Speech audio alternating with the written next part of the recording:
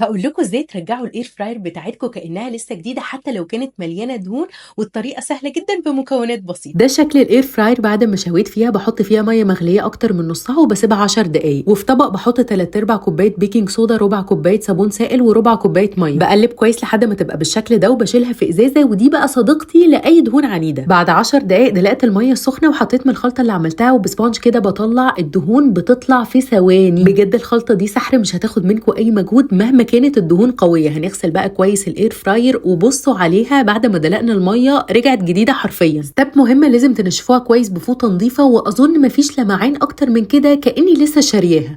إيه ده أنتم فاكريننا كده خلّصنا؟ أنا عايزاكم بس تقلبوا الإير فراير هتتصدموا، كمية دهون مش طبيعية. كل اللي هتعملوه هتحطوا من الخلطة اللي عملناها وشوفوا الدهون هتطلع ببساطة إزاي، وبعد كده نمسح كل ده بفوطة مبلولة. مش محتاجة أتكلم، انتوا شايفين بنفسكم. ما تنسوش كمان تمسحوها من بره، وبكده الإير فراير بتاعتكم هتفضل جديدة. طبعًا الطريقة دي لو الair fryer متبهدلة أوي يعني، لكن للتنضيف اليومي أو لو عملتوا فيها حاجة دهونها مش كتير كاتبة لكم طريقة تانية في الcaption، واستنوا recipes كتير في الair fryer.